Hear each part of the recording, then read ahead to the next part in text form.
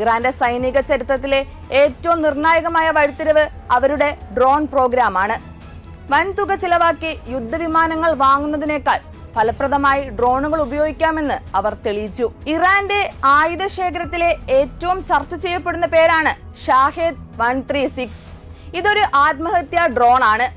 ലക്ഷ്യസ്ഥാനത്തെത്തിയാൽ ഇത് സ്വയം പൊട്ടിത്തെറിക്കുന്നു. 2500 കിലോമീറ്റർ സഞ്ചരിക്കാൻ ശേഷിയുള്ള ഇതിന് കേവലം $20,000, അതായത് 17 ലക്ഷം രൂപ മാത്രമാണ് നിർമ്മാണ ചെലവ്. ഒരു സാധാരണ കാറിന്റെ വിലയിൽ ഇത്രയും മാരകമായ ഒരു ആയുധം നിർമ്മിക്കുന്നു എന്നത് അമേരിക്കൻ പ്രതിരോധ വിദഗ്ധരെ പോലും ഞെട്ടിച്ചിട്ടുണ്ട്. ഇറാന്റെ ഡ്രോണുകൾ അപകടകാരികളാകുന്നത് അവയുടെ വിലക്കുറവ് കൊണ്ട് തന്നെയാണ്. ഒരു അമേരിക്കൻ പാട്രിയറ്റ് മിസൈൽ ഉപയോഗിച്ച് ഒരു ഡ്രോണിനെ വെടിവെച്ചിടാൻ ദശലക്ഷക്കണക്കിന് ഡോളർ ചിലവാകും. എന്നാൽ ഒരു ഡ്രോൺ നിർമ്മിക്കാൻ ഇറാന് വേണ്ടത് വെറും $20,000 താഴെ മാത്രമാണ്. ഒരേ സമയം 100 കണക്കിന് ഡ്രോണുകൾ ഒരുമിച്ച്